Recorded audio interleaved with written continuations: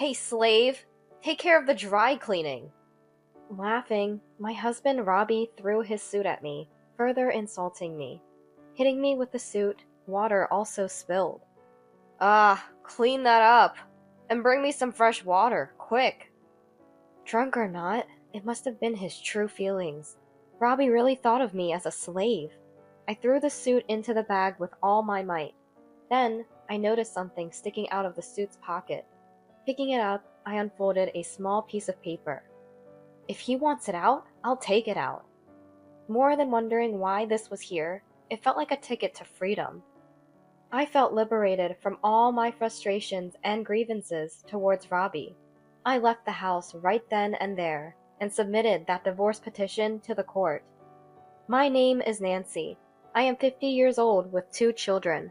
My eldest is Scarlett, and her younger brother, Oliver. I never got along with Robbie's parents from the time we started dating. It seemed I was disliked, but still I loved Robbie and thought I could be happy with him. My parents were worried and opposed the marriage, but I pushed through and got married. After that, we started living in a small apartment. But Robbie seemed unhappy that I went against my parents' wishes to marry him. Did you really have to leave your parents to get married? He would always say, like nagging. But we had a good reason to rush our marriage. Scarlett was already on the way. Of course, Robbie knew this too. The very reason my parents opposed the marriage was because Robbie didn't show up for a proper family meeting. But I don't blame Robbie for that. I have my faults, and I never liked Robbie's parents, who always had criticisms. Right now, we should only be thinking about our unborn child, not blaming each other or regretting the past.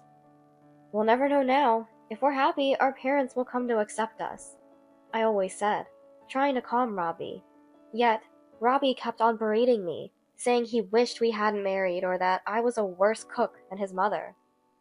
Having eloped, I had no home to return to and endured Robbie's complaints daily. Yet, Robbie was fond of the kids. Scarlett takes after Nancy, which is a shame, but Oliver looks like me and is handsome. He was particularly indulgent with our son Oliver, always pleased with himself. Though he added unnecessary comments, I knew he cared for Scarlett too. We were cautious with his words, but our children kept us bound, allowing our marriage to continue. By the time the kids were in high school, Robbie had been promoted to manager. Our relationship was far from good, barely conversing unless necessary. We were barely holding together as a family. However, Robbie had a good public face, trusted by his employees. He often brought colleagues home, including a man named Daniel and a woman named Sally. After meeting them several times, I remembered them, and they were always nice to me. The manager can work with ease because of the wonderful partner at home. Starting with them, colleagues would say this to show respect to Robbie. It's nothing like that. Yeah, I can divorce any time, but she won't let me. One day, I frowned at Robbie's words. Those were the words that came from Robbie. It was clear that this was Robbie's true sentiment. But being able to joke about it is a sign of a good relationship. I'm envious. Matching Daniel's joke, I forced a laugh. Robbie's laughter was irritating, and I was furious. Flattered, Robbie got carried away, always saying the eldest son is handsome like him. He could have married a more beautiful wife, but drew the short straw and so on, looking down on me and repeating things that made him feel good until he passed out drunk. After that, everyone helped clean up.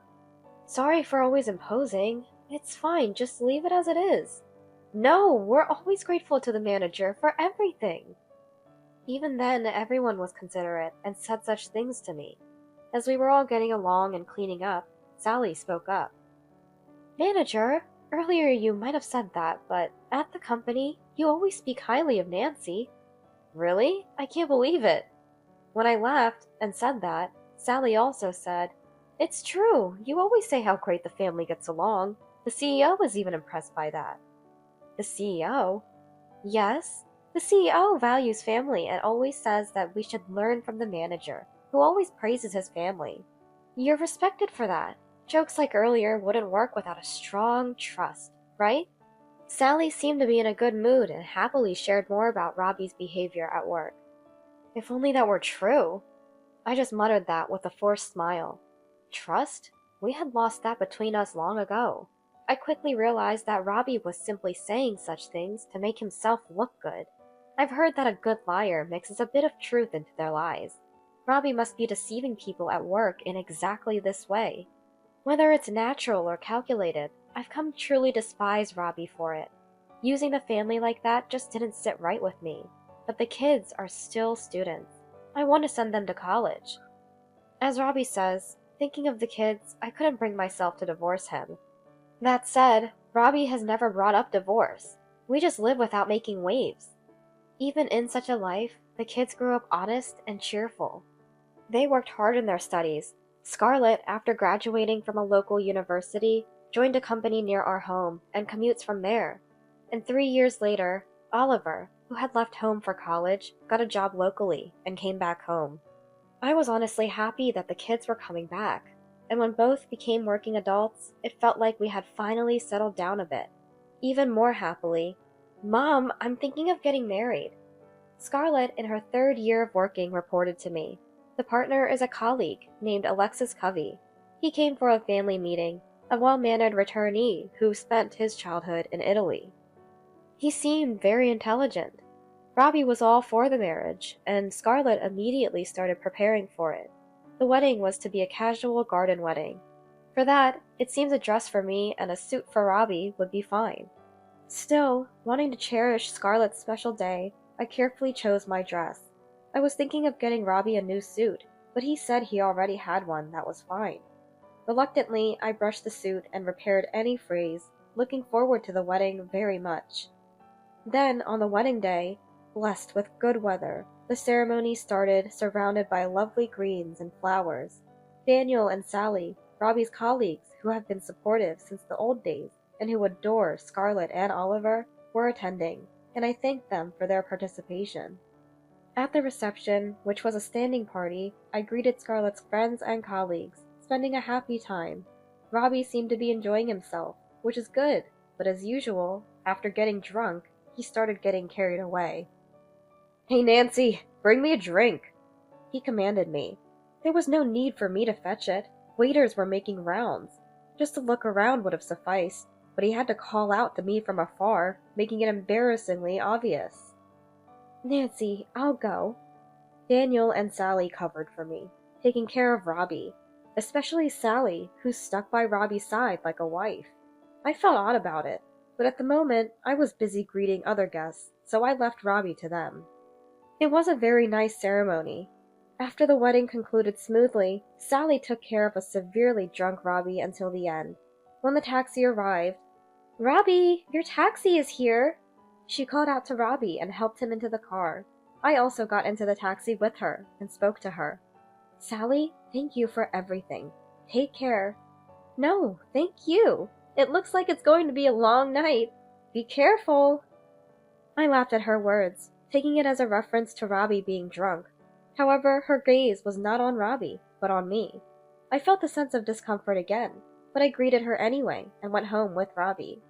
Oliver and Scarlett went to the after-party, leaving just the two of us to return home.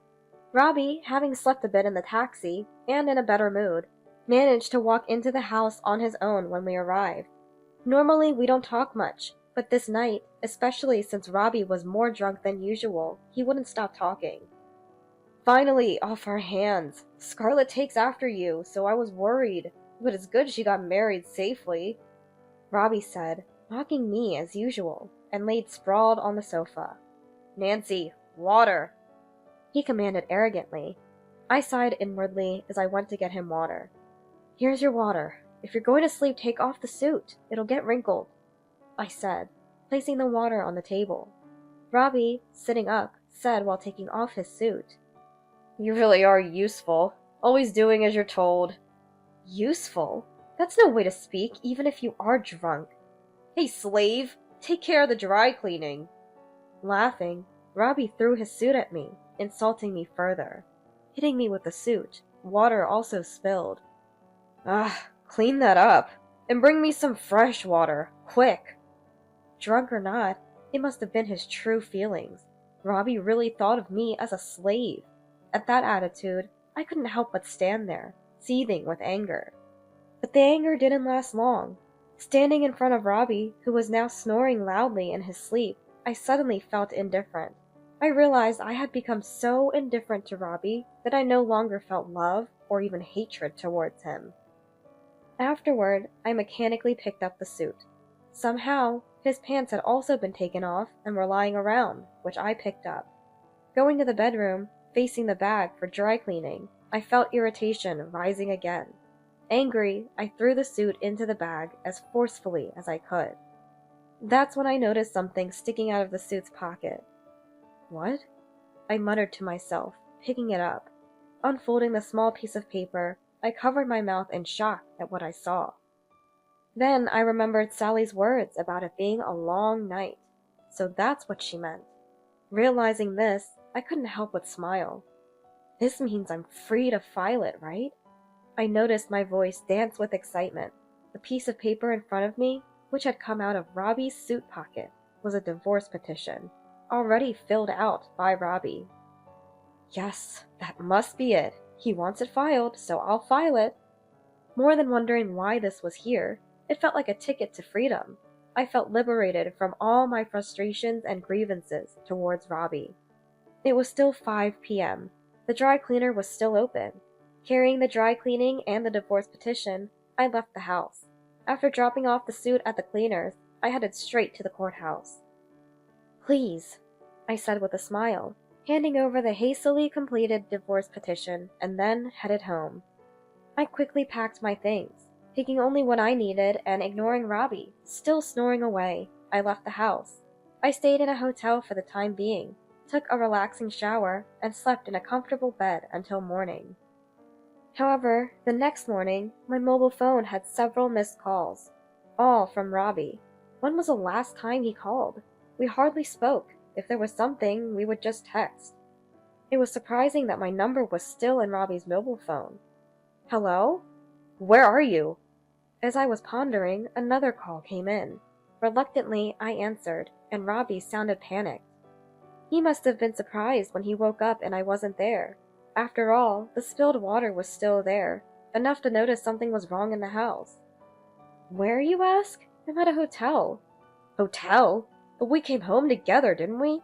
The water is still spilled and your clothes are gone. What's going on? From his words, it was clear he didn't remember what he said yesterday. Sighing, I replied, the suit you told me to take to the cleaners had a completed divorce petition inside it. I thought that meant you wanted it filed, so I did, you know? What? What do you mean? Just what I said. I filed the divorce petition, so now we're strangers. Thanks for everything. As I said that, Robbie started yelling on the other end of the phone. What? What kind of unilateral decision is that? Do you even realize what you've done? I was surprised by his reaction, a bit taken aback, but no matter how much Robbie raged over the phone, it didn't bother me in the least. Jeez, you're so loud this morning. I'm about to enjoy a breakfast buffet, so goodbye. There's probably nothing to eat at home. No bread, no cereal. Scarlett is with Alexis at a hotel given as a wedding gift, and Oliver probably won't be up until the afternoon since he likely drank late into the night. Robbie must be panicking alone in a house without food. Thinking this, I savored a delicious breakfast. After finishing breakfast, I immediately went to look for an apartment at a real estate agent. There was no time to choose leisurely. I felt the need to find a place I could move into quickly, but fortunately I found an apartment just a few units away from Scarlett's new home. Furthermore, the real estate agent mentioned they were looking for a part-time staff member. I found both a home and a job on the same day and was very grateful to the company. On the way back to the hotel, I received a call from Oliver. Mom, where are you? Dad's making a fuss. I had been ignoring calls from Robbie. So Robbie must have forcibly woken up Oliver to make him call me. Oliver sounded still half asleep, barely awake. I've divorced your father. I'm moving out, so take care, okay? What? What do you mean, all of a sudden? Oliver sounded shocked by my words. Either way, I had to explain things properly to make sure the kids understood. I decided to call Scarlett and explain the situation at home that very day. Why the sudden call? Scarlett sounded anxious. Understandable. Just yesterday, she was at the peak of happiness, and now she was being called home. She would know it's not just small talk, being no child anymore. I felt sorry for her, but my parenting days were over. Though I'll always be their parent, I don't want to live as anyone's slave anymore. I want to live as an individual. Even though I felt that way, I couldn't completely rid myself of the guilt towards my children. What do you mean, suddenly divorcing? Divorce? Both asked me simultaneously, and Robbie, taking his chance, chimed in. That's impossible, right? Convince her. Robbie, playing the victim, despite it being his fault, made it seem like it was 3 against 1. I wanted the kids to understand that this wasn't just my whim. I just filed the divorce petition Robbie had already written. Why am I being treated like the villain when he's the one who prepared such a document? At my words, Scarlett and Oliver looked at Robbie. Robbie suddenly became flustered, looking for an excuse. A bad thing? No way. That was a joke, right? You weren't supposed to actually file it. A joke? Do you have any idea how exhausted I've been from your jokes? Robbie flinched at my raised voice. Scarlett and Oliver silently exchanged glances. Also, for a joke, it seemed too well prepared. It looked like something prepared to convince someone, didn't it? Robbie turned red, spluttering in his attempt to argue back. The kid seemed to realize there was something more to it in an instant, given his panicked state. I couldn't help but laugh at Robbie's frantic behavior. You don't have to be so desperate. It's like you're admitting it's true yourself. What? You set me up? You got mad at my deduction for no reason. Hearing our conversation, Scarlett hesitantly asked, What do you mean? I decided it was time to tell them everything. You're not children anymore, so I have to tell you. Robbie and Sally, they're seeing each other. What? Wait, what are you talking about? Robbie turned pale and stood up. Scarlett and Oliver looked shocked for a moment, but then directed looks of disdain at Robbie. I had my suspicions. She used to call him manager, but lately she's been calling him Robbie, and the way she talked about how enviable our happy home was. I started to feel there was something behind her words. There's no way. I felt like she was mocking us while saying she was envious. A woman's intuition is often right. Robbie, sweating unnaturally, was too flustered to come up with an excuse and fell silent. Though it was partly speculation, Robbie's reaction confirmed my suspicions. It was a shock, not because of love, but because of the betrayal, yet I managed to stay composed. But what really kept me sane was remembering my role as a mother. To think you invited that woman to the wedding? I'm so sorry, Mom. Scarlett broke down crying. Robbie looked hurt by those words, but he had no right to feel injured, and Scarlett had no reason to feel guilty. I only became certain of it yesterday. Scarlett, you did nothing wrong. I comforted Scarlett with those words. Oliver, observing us, sighed deeply and gave Robbie a sharp look. I knew Mom and Dad weren't getting along, but this is just too much. Oliver's disdainful demeanor made Robbie's voice tremble pitifully. I had no choice. She's been pushing me for a divorce, and I had to invite her to Scarlett's wedding to appease her and the divorce papers. You used me? She said she'd tell the CEO about the affair if I didn't. My fist trembled with anger. After the divorce, she intended to become Robbie's next wife and Scarlett's mother, she had said. That's why she had been invited to the wedding, and after that, he planned to initiate the divorce, showing her the filled-out divorce papers as proof. I never really intended to divorce, really. Sure, as if you'd let go of your slave. What are you talking about? I would never think that. Robbie desperately appealed to me, but Oliver muttered, But Dad, you always said it'd be easy to marry a woman who does everything you say, like Mom. You've always looked down on Mom, but never divorced her because you thought that, right? I stood up. Is there any reason I should remain this man's wife? Both Oliver and Scarlett strongly denied there was. Mom should be free now. That's right. and Mom being our mom won't change. Dad will just be someone else to us," Scarlett said, wiping her tears and smiling coldly. After that, we left the house. Oliver, not wanting to stay with Robbie, decided to move into my apartment. The divorce petition had already been filed. There would be a proper division of assets, but for now, getting some distance from Robbie was a relief. A month later, one of Robbie's colleagues came to the real estate agency where I started working. It was Daniel. "Isn't that Nancy?" "Daniel. Thanks for coming to Scarlett's wedding. What brings you here today?" "Actually, I broke up with my girlfriend and thought about moving to start fresh, so I came to look for a new place." Daniel smiled awkwardly, taking a seat in front of me. "Oh, that's too bad." I had heard about Daniel's girlfriend a few times. He seemed to care about her a lot, but it didn't work out. Wanting to cheer him up, I responded with a smile. We found a suitable place, but since it was lunchtime and the viewing agent was out, we scheduled a viewing for another day. "By the way, when did you start working here? The manager didn't say anything about it." "Oh, is that so? I got divorced." "Huh? But manager, just last week at the dinner with the CEO, you were talking about planning a vacation together." Daniel was shocked. So was I. He's still spouting such nonsense? Surely he would continue to use his family to get closer to the CEO if left unchallenged. I decided to tell Daniel about the situation. "Manager and Sally? That's impossible." Daniel turned pale. His reaction was so odd. He slowly began to speak. "My girlfriend was Sally." I involuntarily caught my breath. I had no idea Sally and Daniel were dating. Daniel muttered, unable to forgive them. I silently watched. "Nancy, I can't forgive them. I'll tell the CEO." His determined gaze made me nod in agreement. I felt the same way. I wouldn't be manipulated by Robbie anymore. Daniel said he'd come back another time for the viewing and left the shop. I had given him my contact information during Scarlett's wedding.